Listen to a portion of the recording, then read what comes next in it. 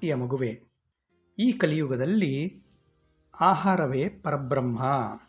ಎಲ್ಲ ಜೀವಿಗಳ ಅಸ್ತಿತ್ವಕ್ಕೆ ಆಹಾರವೇ ಏಕೈಕ ಮೂಲಭೂತ ಶಕ್ತಿಯಾಗಿದೆ. ಹಾಗಾಗಿ ಆಹಾರದ ಮಹತ್ವವನ್ನು ತಿಳಿದುಕೋ ಮತ್ತು ಅದನ್ನು ವ್ಯರ್ಥವಾಗಿ ಹಾಳು ಮಾಡಬೇಡ. ಬದಲಾಗಿ ಯಾರಿಗೆ ಅದರ ಅಗತ್ಯವಿದೆಯೋ ಅವರಿಗೆ ಹಂಚು. ಆಹಾರವೇ ಶಕ್ತಿ. ಹಾಗಾಗಿ ಅದನ್ನು ತಯಾರಿಸುವಾಗ ನೀನು ಪ್ರೀತಿಯಿಂದ ಮತ್ತು ಶಾಂತ ಮನಸ್ಸಿನಿಂದ ಅಡುಗೆ ಮಾಡಬೇಕೆಂಬುದನ್ನು ನೆನಪಿನಲ್ಲಿಡು.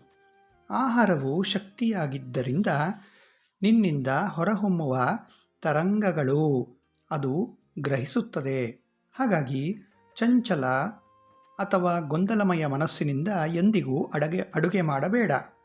ಬಹಳ ಸಮಯದಿಂದ ನೀನು ಶಿರಡಿಗೆ ಬರಬೇಕೆಂದು ಯೋಚಿಸುತ್ತಿದ್ದೀಯ. ಆದಷ್ಟು ಬೇಗ ನಿನ್ನ ಸರದಿಯೂ ಸಹ ಬರುತ್ತದೆ ಮತ್ತು ಶಿರಡಿಗೆ ಬಂದು ಆನಂದದಿಂದ ದರ್ಶನವನ್ನು ಪಡೆಯುತ್ತೀಯ. ಅಲ್ಲಿಯ ತನಕ ನಾನು ಸರ್ವವ್ಯಾಪಿ ಎಂಬುದನ್ನು ಅರಿತುಕೋ. ನೀನು ನನ್ನನ್ನು ನೋಡಬಲ್ಲೆಯೋ ಅಥವಾ ಇಲ್ಲವೋ, ಆದರೆ ನಿನ್ನ ಜೊತೆ ನಾನು ಸೂಕ್ಷ್ಮ ಸ್ವರೂಪದಲ್ಲಿ ಯಾವತ್ತೂ ನಿನ್ನೊಂದಿಗೆ ಇರುತ್ತೇನೆ. ಇವತ್ತು ನಿನ್ನ ಆಯ್ಕೆಯ ಹೂವೊಂದನ್ನು ನನಗೆ ಸಮರ್ಪಿಸು. ನನ್ನ ಬಹಳವಾದ ಪ್ರೀತಿ ಮತ್ತು ಆಶೀರ್ವಾದಗಳು ನಿನಗೆ ಸದಾಕಾಲ ಇರುತ್ತದೆ.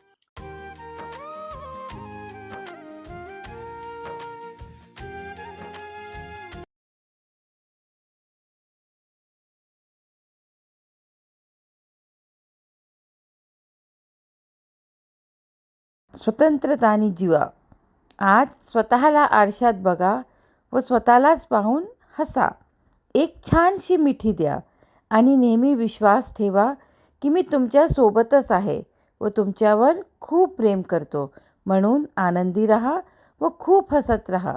माझे आशीर्वाद सदैव तुमच्या पाठीशी आहेत.